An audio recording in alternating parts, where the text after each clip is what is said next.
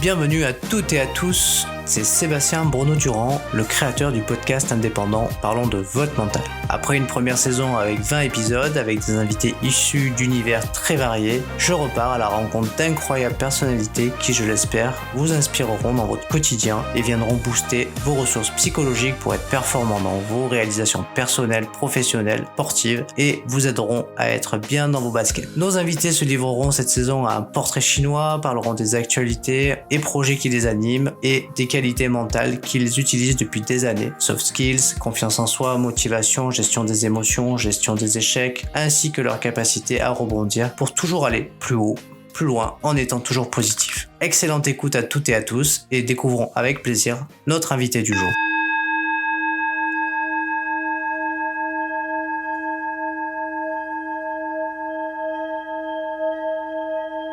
Bienvenue aujourd'hui dans le podcast Parlons de votre mental. J'ai une belle surprise pour vous. Je suis allé à la rencontre d'une artiste qui va nous entraîner dans son asile ski. Je vais lui laisser la parole. Elle s'appelle Sherazade. Bonjour. Salut Sherazade, comment ça va? Eh ben écoute, ça va super et toi? Écoute, je suis très très heureux de t'accueillir sur le podcast. C'est pareil, je suis vraiment ravie de l'invitation, merci beaucoup. C'est une occasion d'accueillir une artiste.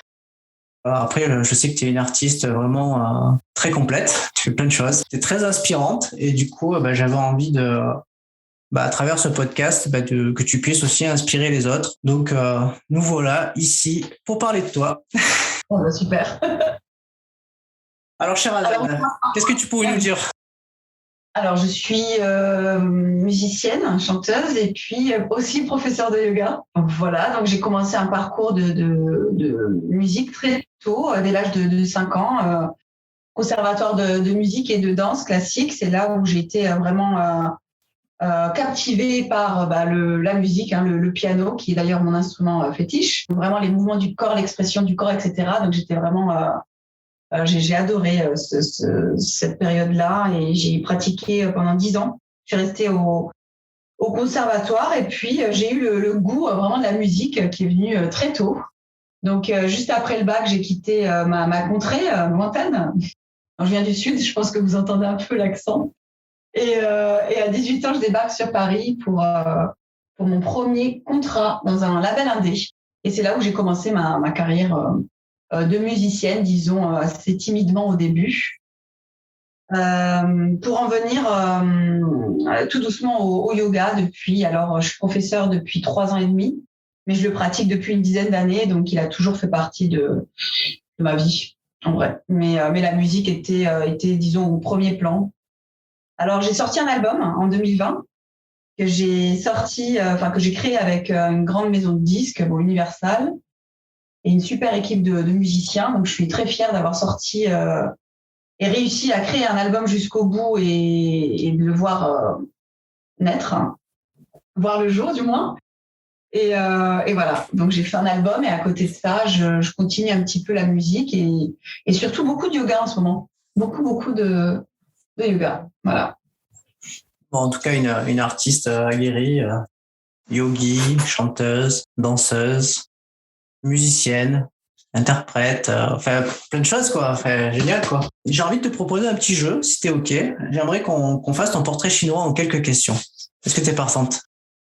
Alors, ça consiste à... Je te pose une question et puis tu fais ta réponse et tu nous expliques un petit peu pourquoi. T'es prête? Allez. Alors, si tu étais une couleur, tu serais laquelle et pourquoi? C'est difficile. Le bleu, parce que c'est vrai que c'est une couleur qui me rappelle quelque chose de... je sais pas, c'est une couleur qui m'attire depuis toujours. Et j'ai souvent je porte beaucoup de bleu. Alors oui, c'est la couleur du ciel aussi. Donc on est très aérien. C'est une couleur qui est douce. Voilà, je suis très très ton pastel en fait en général, quelque chose de doux et de délicat et de rêveur. Voilà. D'ailleurs, tu portes un t-shirt bleu. Exact. Si tu étais un livre, tu serais lequel? Si je serais un livre, je serais lequel? Il y en a un qui m'a interpellée, mais c'était une autobiographie de Jane Tierney. Mademoiselle, vous devriez faire du cinéma, qui m'a hyper inspirée pour mon album Asile exquis, parce que en aparté, cet album, il a été beaucoup inspiré par soit des films des années 50-60. J'adore cette époque du cinéma, enfin l'âge d'or hollywoodien, etc. Et Jane Tierney a eu un parcours incroyable en tant que femme, en tant qu'actrice, mais malheureusement, elle a été complètement... elle est devenue un petit peu... folle, alliée. Elle a été internée, etc. Donc, elle a eu un parcours un peu assez rude. Et j'ai lu son autobiographie et j'en ai appris beaucoup. Et à cette époque, j'écrivais mon album Asile exquis. Alors, c'est quelque chose qui m'a beaucoup inspirée. Un parcours de femme forte qui a retrouvé ses esprits non sans mal dans un Hollywood hyper dur. Donc voilà, ça me vient comme ça. L'histoire d'une femme, d'une actrice hyper forte. Ok. Si tu étais une fleur, tu choisirais laquelle? J'adore les lys pour son parfum, tout simplement. Sa forme, et ça reste ma fleur préférée. Si tu étais un objet, c'est quel objet? Alors, honnêtement, là, tu vois, il y a deux choses qui me viennent, mais alors c'est tellement classique et bateau que j'ose même pas les dire. Allez, vas-y, on t'écoute. Non, la première chose, le premier objet, c'était le tapis de yoga, parce que ça prend pas de place, tu le déroules et il se passe plein de choses. Mais après, tout de suite, mon esprit de musicienne m'a dit, mais non, un piano, tu peux exprimer des notes, tu peux exprimer tes émotions, etc. Alors, je dirais, si j'ai le droit de choisir deux objets, ce serait mieux. Ok, on t'accorde cette faveur, tu peux avoir deux objets. Si tu étais une innovation, tu serais laquelle? Alors, une innovation, c'est une très bonne question. Qu'est-ce que tout l'aspect technologique qui nous permet d'être ultra connectés, parfois un peu trop. Mais c'est vrai que l'innovation malheureusement des réseaux sociaux que je vais pas prôner, mais qui servent énormément à. J'ai rencontré beaucoup de musiciens comme ça du monde entier, avec lesquels d'ailleurs j'ai travaillé. C'est quand même ultra innovant, je trouve, d'avoir créé ces liens-là, ces connexions, ces réseaux qui nous permettent d'être connectés même à l'autre bout du monde. Ah bon, après, voilà, ça a ses travers, mais toutefois, si on l'utilise à bon escient, on peut quand même aller vers les personnes et être connecté, quoi. Ça, je trouve ça hyper cool. C'est vrai que j'aurais pas pu te trouver s'il n'y avait pas de connexion Internet. Est-ce que tu es gourmande? Oh oui, et c'est pour ça que je bosse beaucoup, je travaille beaucoup avec mon corps, mais c'est pour me permettre aussi la gourmandise. Alors, je me permets tout, voilà, malheureusement. J'adore les pâtisseries, j'adore le sucré, j'adore tout. Bon, J'adore cuisiner aussi. Ça, c'est vraiment un passe-temps, comme une sorte de thérapie. Je mets un peu de musique, je cuisine, et là, je m'exprime avec parce qu'un plat, ça a toujours, quand on cuisine avec amour, avec une belle énergie, on peut créer quelque chose. C'est de l'art. Ça reste de l'art quand même, la cuisine. Ouais. Bon, justement, alors, c'est quoi ton plat cuisiné préféré? Celui que je sais faire plutôt. Alors, je fais hyper bien les tagines. Tagine de poulet aux olives, parce que j'adore. C'est vraiment le plat à tagine, etc. C'est un plat marocain. Moi, je suis d'origine algérienne. Mais bon, après, c'est le Maghreb, ça reste quand même un plat oriental. Mais j'adore, vraiment. Je pense que j'ai été italienne dans une autre vie. Les pâtes à toutes les sauces, j'adore, en fait. Les linguine à l'angolais, par exemple, les pâtes au coq. J'adore cuisiner les pâtes avec des aubergines, plein de légumes du soleil, du parmesan, tu sais, en copeaux, etc. C'est hyper, ça c'est des pâtes, ça c'est vraiment un plat pour moi délicieux. Et si tu devais choisir une pâtisserie? La tarte aux fraises que j'adore. Tarte aux fraises? Oui. C'est bon la tarte aux fraises. Mais une super bonne tarte aux fraises, pas n'importe laquelle. Hein. Faut trouver une bonne pâtisserie avec, tu sais, un petit sablé juste. Ah ouais, non, c'est super bon. Ok, je vois que t'es gourmande en tout cas. Ouais. Si tu devais choisir un moment de la journée que tu préfères, ce serait lequel? Alors, je suis très oiseau de nuit. Donc, c'est vraiment le calme du soir, le temps qui se fige et le silence de la nuit, l'obscurité. Parce que c'est comme ça que je crée et je commence à avoir des idées, des textes qui me viennent. Ça peut être des paroles de musique, ça peut être juste des textes comme ça, bruts, etc. C'est là où l'inspiration me vient, souvent la nuit. En revanche, les matinées, il y a aussi ce même, mais c'est une autre énergie, c'est différent. Donc je dirais quand même le soir, hein. Ouais, jusqu'à tard. Ça m'arrive de me coucher encore tard le soir. Hein. Le tard, parce que du coup, c'est le soir où tu es plus créative, en tout cas. C'est ça? Parce que je suis créative, parce que je viens de terminer un cours de yoga à 22h, que j'ai encore l'adrénaline du cours. Alors du coup, je vais me mettre au lit, je vais soit bouquiner, soit commencer à écrire des choses. Et ensuite, voilà, ça peut m'arriver de dormir à 2h, 3h. Ça, voilà. C'est mon petit, je dirais mon petit défaut, mais depuis toute jeune, je me couche tard. Donc, parce que je suis vraiment un oiseau de nuit, pour le coup. Ok. Si tu étais une qualité, tu serais laquelle? Qualité, il faudrait demander à quelqu'un, non? Qui est là? Qui va là? Une qualité, je pense, la patience. Je suis très patiente, en fait. Alors, ça peut être un défaut aussi. Bon, je vais le mettre dans la case de la qualité parce que ça te permet au moins d'observer, d'attendre, de ne pas être frustré et d'avoir du recul sur les choses. Alors, ça m'a aidé durant la période universelle, justement, où ça a été très, très long. Je suis restée 4 ans et demi à créer cet album, justement, donc c'est quand même assez long. Et la patience m'a aidée parce que ça m'a permis d'avoir du recul et de me dire, il faut pas paniquer. Les choses vont se faire. C'est aussi une confiance, tu sais, la confiance du temps, la confiance des énergies. Mais voilà, la patience, ouais, je pense que c'est une de mes. Tu devais choisir une pièce de ta maison. Tu choisirais laquelle et pourquoi? Ma chambre, le lit, parce que j'adore dormir et que j'adore rêver. Je rêve beaucoup. Je me souviens de tous mes rêves. J'ai déjà composé une chanson qui m'est venue complètement dans un rêve, que j'ai recomposée en pleine nuit, les yeux fermés sur mon piano. Alors pour moi, c'est vraiment un monde à part entière. La posture allongée, que j'adore, et le fait de se reconnecter à soi, à son monde intérieur, à ce monde du rêve, etc., je trouve ça complètement science-fiction, quoi. Hein. C'est fou. Alors du coup, voilà, je dirais la pièce maîtresse, c'est mon lit, et c'est hyper... pour moi, c'est très, très important d'avoir un super lit, pouvoir bien dormir, et se recharger. Et se recharger en énergie. Ouais. C'est important de se recharger en énergie. Ouais. Allez, une petite dernière. Si tu étais une saison, tu serais quelle saison et pourquoi? Ah ouais. Alors j'adore le printemps. Le printemps parce que il y a quelque chose, il y a l'été qui arrive, mais c'est pas encore ça. On sent quand même la lueur, une chaleur qui est hyper. Enfin, les lumières sont belles au printemps. Moi, j'adore cette saison.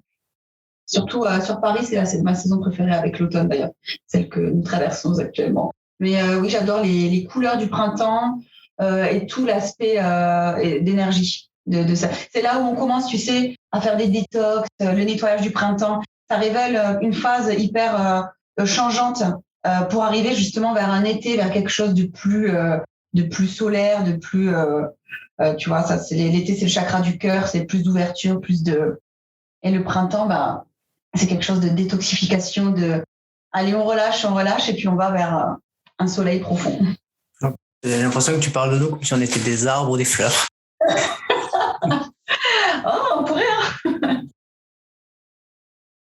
Alors, si tu es d'accord, on va attaquer la thématique du podcast, c'est-à-dire on va parler de ton mental. Ah oui, avec plaisir. Qu'est-ce qui t'inspire ton parcours à ce jour? Qu'est-ce qui m'inspire dans mon parcours ou qu'est-ce qui m'inspire pour mon parcours? Non, qu'est-ce que ton parcours t'inspire à toi? Alors, moi, j'ai toujours suivi mes rêves. Ça, c'est complètement fou. Au final, je me dis que je suis complètement folle. Mais j'ai toujours cru depuis toute petite, où d'ailleurs, je me souviens, au collège, où je disais que je voulais être musicienne, etc. On me disait, c'est pas un métier, ce n'est pas un métier. Alors, je l'ai trouvé complètement... Je me sentais vraiment comme une dingue qui allait pas s'y retrouver dans sa vie, etc. Parce que c'était un métier précaire, parce que tu ne sais pas, c'est un risque, etc. Et ça, c'est vraiment ce qui m'inspire dans mon énergie, c'est de toujours croire, même peu importe les épreuves, pourquoi pas des échecs, etc., mais d'y aller jusqu'au bout. Ça, c'est vraiment ma devise. Y aller jusqu'au bout, si tu y crois vraiment, ça peut paraître un peu bateau ce que je dis, mais c'est vraiment ce qui m'inspire. Pourquoi tu es le plus satisfaite? D'avoir mené les choses jusqu'au bout. Ça, c'est un truc. On peut avoir des rêves, on peut commencer des choses, mais mener les choses jusqu'au bout, ça, c'est compliqué et c'est ça qui peut créer parfois de la frustration chez certains. Alors, ça, c'est quelque chose d'aller jusqu'au bout des choses. Ça, c'est mon truc. Avec beaucoup de patience, comme je l'ai dit tout à l'heure, ça peut aider. Mais voilà, de mener les projets jusqu'au bout, quoi qu'il arrive. Quand on y croit, c'est d'aller, leur donner la vie. Ça, c'est important. Si je te dis la phrase rendre possible l'impossible, est-ce qu'elle te fait écho? Rendre Possible l'impossible. Ah, oui, bien sûr. Ah bah complètement. Avec une énergie puissante, un mental justement aussi fort, on peut arriver à surmonter les épreuves parce que évidemment la vie est faite d'épreuves, de choses, ça peut pas être parfait, ça peut arriver, hein, des choses qui tombent comme ça, toutes les planètes sont alignées, on a l'impression de surfer sur une vague, tout se passe bien, ça peut arriver. Hein. Moi, ça m'est arrivé surtout avec le yoga. En revanche, avec la musique, c'était beaucoup de bâtons dans les roues, d'épreuves. Je me suis dit, mais qu'est-ce que je vais faire? Qu'est-ce que je fais en fait? Pourquoi je vais aller jusqu'au bout? Pourquoi? Ah oui, parce qu'en fait, j'aime ça et parce que j'ai envie de faire ça. Donc voilà, tu vois, il y a eu deux choses. Donc, rendre de possible impossible. Ouais, clairement. C'est ce que j'ai fait avec cet album. Bon, en tout cas, il est là, il existe. J'invite tout le monde à aller l'écouter. Il est très sympa. Merci. J'ai un concert d'ailleurs ce vendredi 1er octobre à Choisy-le-Roi au festival de la Marne. Mais ça s'est passé. Voilà, j'avais un concert le 1er octobre. Ouais, du coup, je crois que tu es en concert et je crois qu'il y a Kali aussi avec toi, c'est ça? Ouais, je suis en première partie de Kali, tout à fait. Il y a un excellent chanteur aussi, ouais, avec un univers incroyable. Ouais, je suis d'accord. Alors, le mot mental pour toi, si tu devais le définir, tu le définirais comment? Le mental qui est très important, c'est la gestion des émotions. C'est la gestion de l'esprit, quoi. C'est vraiment créer son mental, c'est avoir une sorte une énergie forte, en fait, pour mener sa vie, ses projets, etc. Et puis, je vois le mental un peu équilibré, tu sais, quand je pense comme ça, quelque chose d'équilibré et de puissant qui nous permettrait d'avancer le plus sereinement possible. Est-ce que tu te prépares mentalement, toi, en tant que musicienne ou dans ton activité artistique? Oui, je me prépare mentalement, mais c'est comme une sorte de... Bon, après, avec la méditation, etc., j'ai de la chance de faire un métier qui me permet d'être toujours centrée sur ma respiration, de me connecter vraiment à mon intérieur, etc., avec les méditations. Et donc, d'éliminer toutes les mauvaises énergies, les pensées un peu néfastes qui peuvent venir parfois, les peurs, etc. Donc, je fais un nettoyage énergétique assez régulièrement grâce à ça. Mais sinon, je me prépare en faisant, par exemple, une petite diète. Là, tu vois, j'ai un concert. Je vais manger hyper sainement. Je vais pas déborder sur le sucre, etc. Les tartes aux fraises, on oublie. Mais on va essayer, tu vois, d'avoir une hygiène de me réveiller à la même heure le matin et de dormir avant minuit le soir. Ça, c'est comment préparer mon mental parce que si je me laisse aller, mon côté musique, c'est tu te laisses aller, tu travailles tard le soir, etc. T'es pas préparé, t'es fatigué, ton horloge biologique, elle est pas, voilà. Mais là, c'est comme ça que je prépare avec l'hygiène de vie, en fait. L'hygiène de vie, ma façon de penser, des méditations. Donc, c'est tout un art, hein, quand même. Hein. Toute une préparation, c'est pas facile. Hein. Franchement, c'est pas facile. Est-ce que selon toi, c'est primordial d'être enthousiaste pour le mental? Oui, parce que ça donne l'envie de pouvoir avoir un mental justement très fort. Donc, d'être enthousiaste, c'est important, oui. Il faut le vouloir, sinon, il ne faut pas être victime de... Non, il faut le vouloir. Alors, on va parler un peu de ta confiance. Comment elle s'est construite, ta confiance en toi? Alors, ma confiance, j'ai manqué beaucoup de confiance en moi quand je suis arrivée sur Paris. J'étais complètement apeurée. Je supportais pas les regards sur moi, c'est-à-dire que quand j'étais sur scène, je regardais le sol. Oh, mon producteur me disait, mais catastrophe, faut regarder le public. Je regardais soit mes pieds, soit le parquet, le sol de la scène, etc. Alors, je peux te dire, ma confiance, je l'ai bien travaillée. Hein. Je suis partie de loin. J'étais très timide aussi. C'était un mélange de timidité et j'étais pas ouverte, c'est-à-dire très solitaire, très.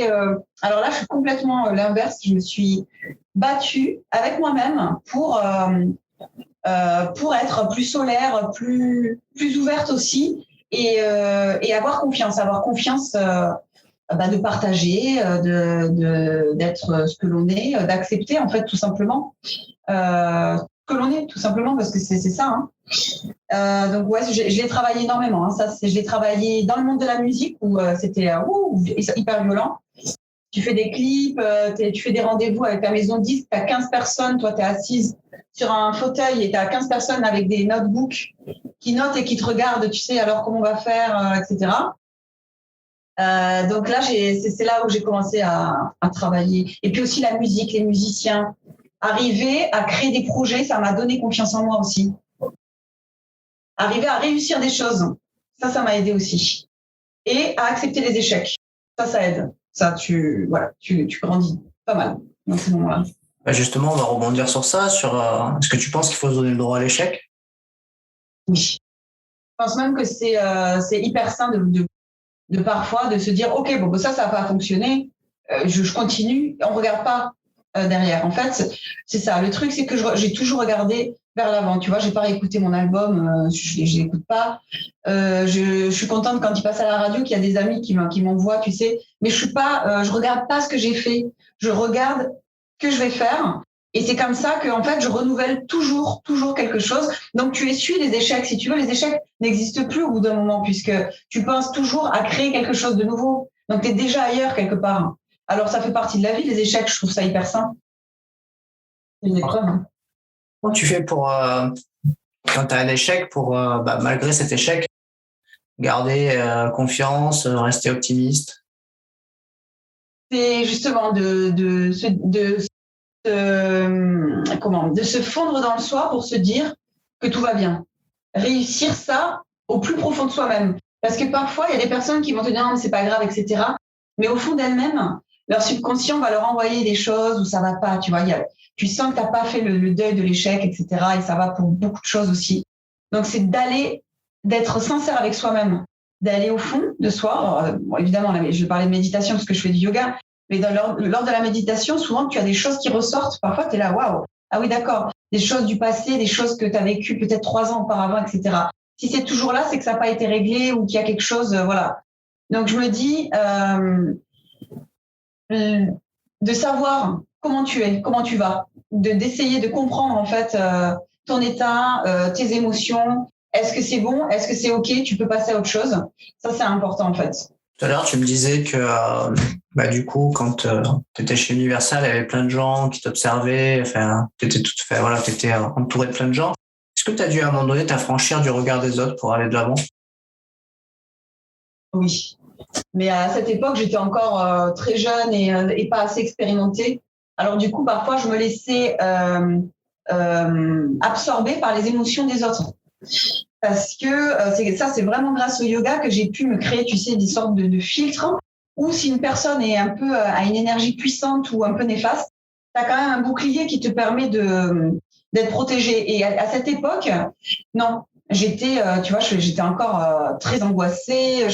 Parfois, il m'arrivait même de sortir des réunions parce que je me sentais submergée par mes émotions. Ah non, franchement, quand je te dis que je revenais de loin, c'est pas rien. Je me suis dit, mais je vais jamais arriver.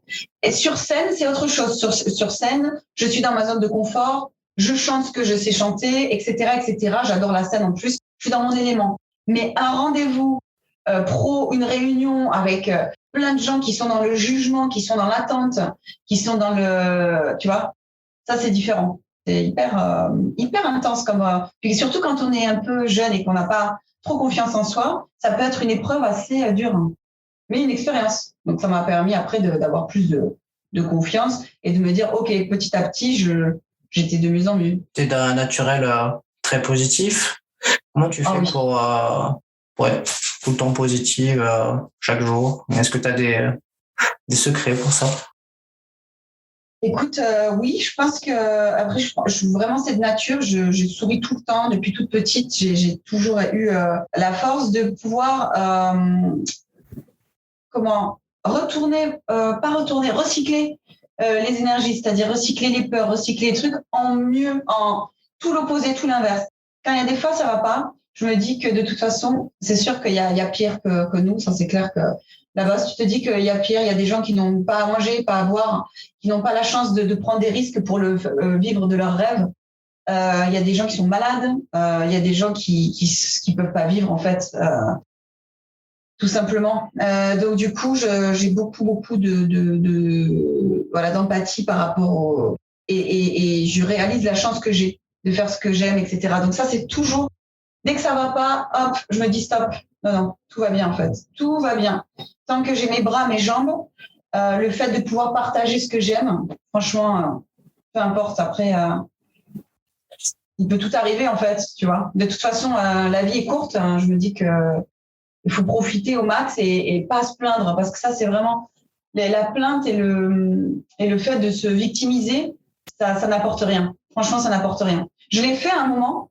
Et ça m'a rien apporté du tout, même pire, voire pire. Hein, ça te crée Après, tu es dans un mood infernal, quoi. C'est pas possible.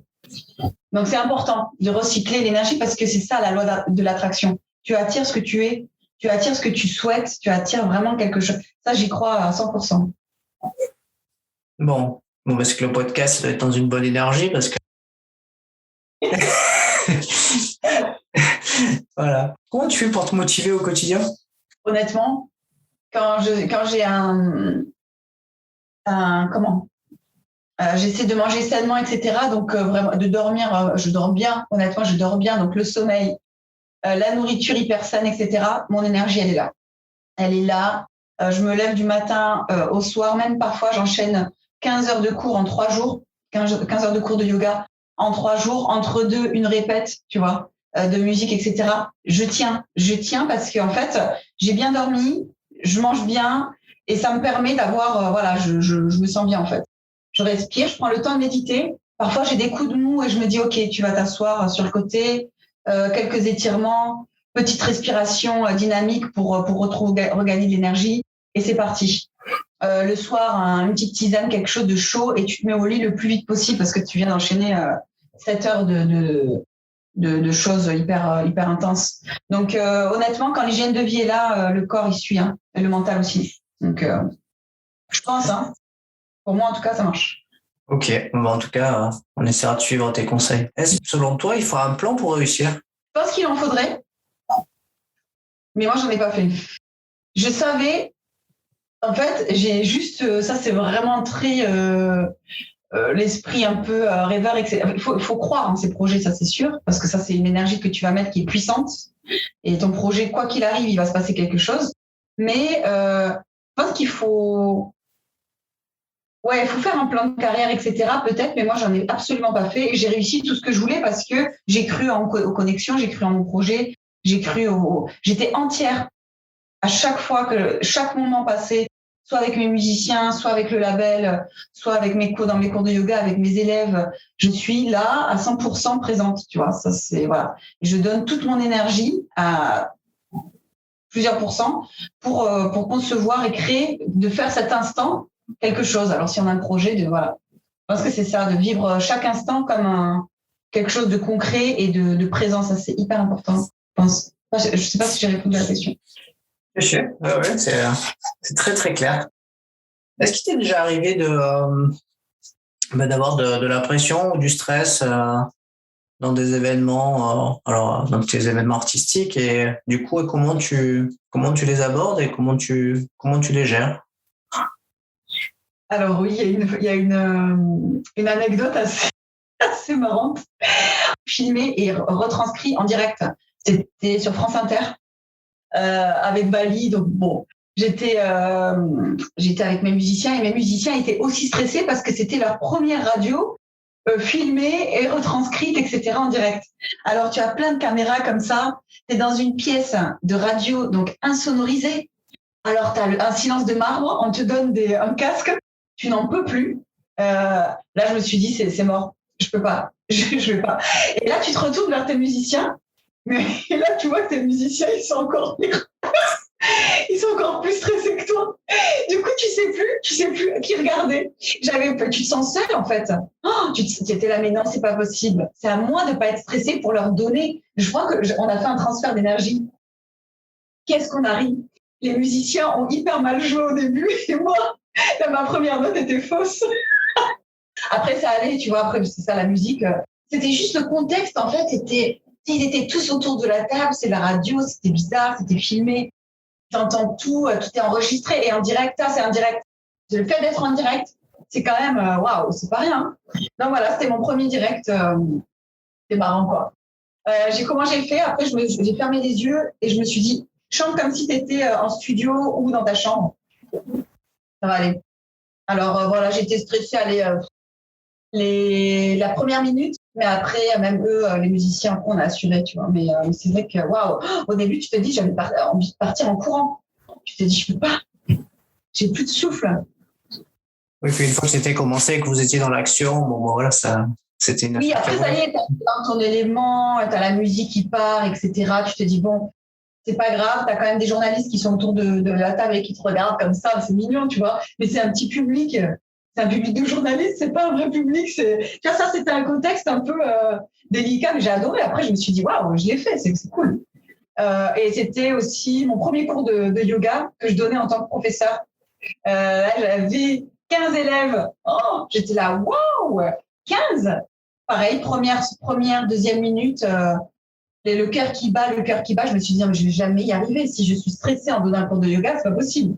Et en fait, ça a duré 3 cours où j'étais comme ça au début et après, pouf, nickel. Parce que c'est le temps d'adaptation, le temps de s'adapter. Parfois, l'esprit, il n'est pas prêt. Alors, on essaie de se calmer, de se dire, OK, tout va bien. Je pense que c'est bien. J'adore les personnes qui en ont rien à faire, tu sais, le détachement total. Alors moi, j'aimerais bien être comme ça. Il y a j'ai des personnes qui sont hyper cool autour de moi, des amis, même des personnes qui sont complètement détachées. Du coup, ils ne savent même pas ce que c'est le stress. Et me disent, mais c'est quoi les crises d'angoisse? Ah, mais ça, je suis fan de ces gens-là. Tu vois, ils n'ont rien à perdre, en fait. C'est incroyable. Je vais juste fermer la fenêtre parce qu'il pleut beaucoup. Il pleut sur Paris. Ah oui, bah les aléas du direct. Hein. Ouais. Quand tu es en concert, alors c'est une question, comment tu fais pour être dans ta bulle, rester concentré parce qu'il y a quand même beaucoup de monde. Voilà, il y a un environnement qui fait que peut vite être perturbé, je pense. Comment vous faites, vous, les chanteurs, les artistes, pour rester concentrés? Ah oui, bah du coup, très bonne question. Dans les loges, moi, je mets mon tapis, hop, je déroule mon tapis, je fais du yoga, je fais mes étirements, je fais mes respirations, mes méditations, les petites jambes en l'air, mes petites huiles essentielles, tu sais, un peu de menthe poivrée, un peu de lavande. Je me badigeonne de trucs. Enfin, mes musiciens, ils n'en peuvent plus à chaque fois. Ça sent la pharmacie, ils me disent. Mais du coup, ah ouais, non, il y a plusieurs rituels. Hein. Il y a les rituels de respiration, rituels de petits exercices de yoga pour, tu vois, bien étirer le corps, etc. Parce que je danse sur scène. Petites huiles essentielles qui m'apportent, tu vois, quelque chose, un soutien olfactif et bien plus. Voilà, et puis mes musiciens sont à côté, ils s'accordent, parfois on joue, on répète les sons et tout. Voilà, j'essaie d'être à la cool. Avant, j'étais stressée. Hein. Avant, les premiers concerts, c'était catastrophique. Même mes musiciens m'ont dit, honnêtement, si t'es stressée comme ça, peut-être que la musique n'est pas faite pour toi. Tellement j'étais stressée. Et la boule au ventre, je me suis dit, non, mais j'y arrive pas. J'arrivais même pas à faire mes étirements, rien du tout. Hein. Les premières fois, c'était catastrophique. Après, petit à petit, ben voilà, on s'habitue, on a confiance. Là, ça va, ça se passe bien. Je fais mon yoga, mes respirations, tout se passe bien. Ok, bah c'est une bonne technique en tout cas. Donc du coup, je pense que ceux qui nous écoutent et celles qui nous écoutent pourront en tout cas s'en inspirer. Est-ce que tu as des mantras tout au long de ta journée ou est-ce que tu en utilises des bien spécifiques en fonction des événements que tu as? C'est vrai. Je devrais utiliser les mantras. Tu veux dire tout ce que l'on a appris en Inde. C'est vrai que moi, je chante pas de mantras pendant mes cours de yoga. Et en étant chanteuse, personne ne comprend pourquoi je ne chante pas des mantras à la fin du cours pour justement parce que c'est assez puissant, mais c'est vrai que là, je l'ai jamais fait encore. Et j'adore, hein, j'en connais justement en Inde, j'en ai appris plein, des mantras en sanskrit, mais c'est vrai que je le pratique pas encore dans mes cours. Ça ne saurait tarder. Ça, c'est quelque chose que j'aimerais faire. Tu es parti en Inde pour apprendre à enseigner le yoga? Après avoir quitté Universal, en fait, je me suis dit, bon, qu'est-ce que tu veux faire? Je donnais déjà des cours de yoga aux musiciens quand on faisait des séminaires, etc. Ça faisait partie de moi quand même, toujours partager des cours de yoga. Pendant les séminaires, je leur disais, allez, on se réveille le lendemain matin à 8 heures et je vous ferai une pratique et ensuite, on va tous composer, chacun avait sa chambre, etc. Et on écrivait des chansons. Ça, c'était super, les Write Camp avec le label. C'était vraiment top. Et donc, du coup, tu vois, le yoga, c'était toujours, j'aimais bien partager ma pratique. Donc, c'est pour ça que j'ai décidé de partir en Inde pour me former, pour pouvoir apprendre et apprendre surtout à partager cette pratique que je pratiquais déjà depuis 10 ans. Donc, voilà, je suis partie en Inde et là, je suis vraiment traditionnelle qui a vu le jour à Mysore. Donc, je suis vraiment partie dans le berceau du yoga à Mysore pour me former. Arrivée sur Paris, j'ai eu la chance, j'ai tout de suite enseigné par les cours particuliers, par des femmes aussi. J'ai beaucoup entouré de femmes. Alors, c'est pour ça que je me suis spécialisée dans le yoga de la femme là récemment, auprès de Tatiana L.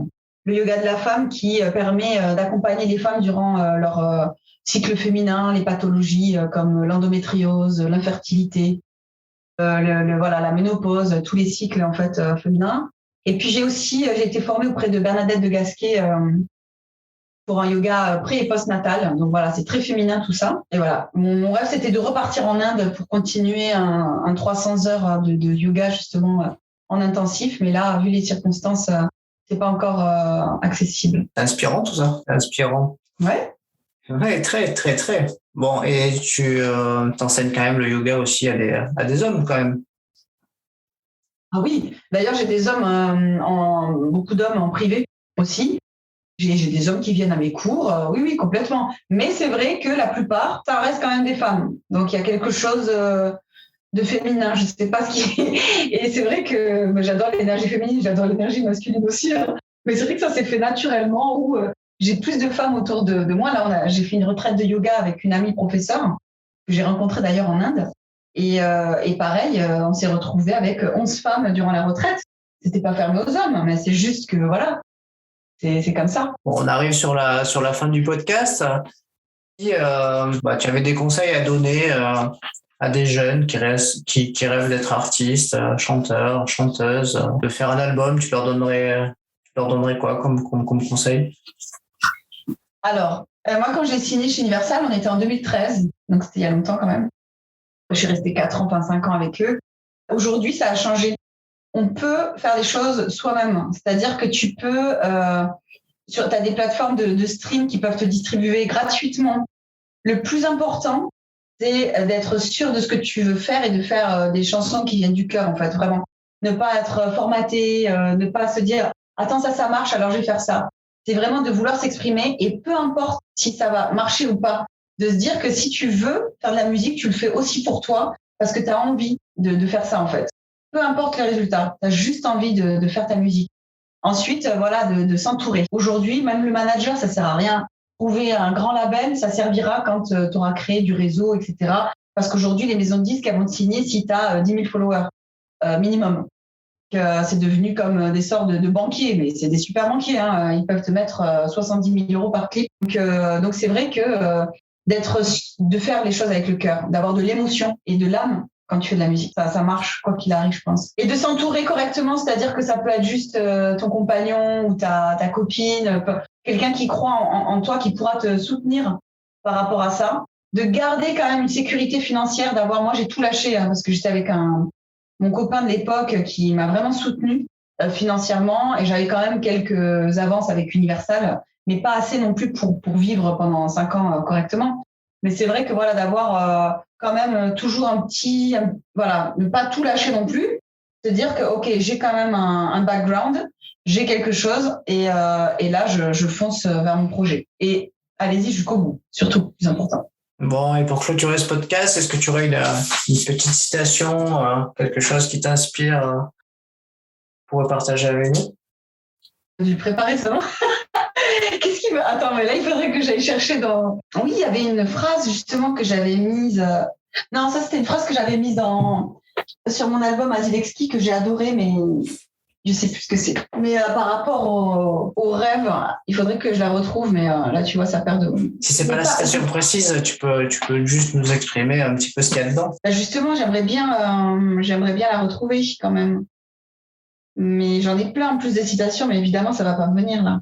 C'est toujours comme ça. Et en gros, c'est très poétique, là, ce que j'ai en tête, hein. Ça parle vraiment de rêve, de la créativité, etc. En gros, c'est la nuit que je crée. C'est la nuit que je suis dans le monde des rêves. Et moi, c'est vrai que, comme je te disais, que c'est quelque chose qui m'inspire beaucoup. Et quand je me réveille, parfois, je me réveille avec des idées. Je me réveille avec une envie, je me réveille avec une nouvelle énergie. Alors, c'est de puiser dans ses rêves pour les personnes autant rêveuses que moi. Bon, et je vais synthétiser, je veux dire, en gros, c'est... Prenez le temps de rêver pour accomplir vos rêves. Ouais, j'aurais pas pu faire mieux. C'est trop bien ça. C'est exactement ça, bravo. Bon, merci beaucoup, Sherazade, pour le temps que tu nous as donné pour le podcast. Et puis, je te dis à très vite. Et puis, bon concert, du coup, ce week-end, pour le week-end prochain. Et puis écoute, j'invite vraiment les gens à aller écouter ton univers musical, ton album, ta musique. Merci. Et on mettra un petit lien pour qu'ils aillent découvrir ça. Merci beaucoup, merci à tous et à toutes. Merci Sébastien. Avec grand plaisir, bonne fin de journée. C'était Sherazade, musicienne et professeure de yoga pour l'épisode 4 du podcast Parlons de votre mental. J'espère que notre invité du jour vous aura inspiré. Je vous donne rendez-vous la semaine prochaine où nous prendrons de l'altitude pour aller à la montagne, plus précisément dans les Pyrénées, à la rencontre d'un passionné et passionnant coureur d'ultra trail. Et je vous en dis pas plus, mais je vous dis à la semaine prochaine.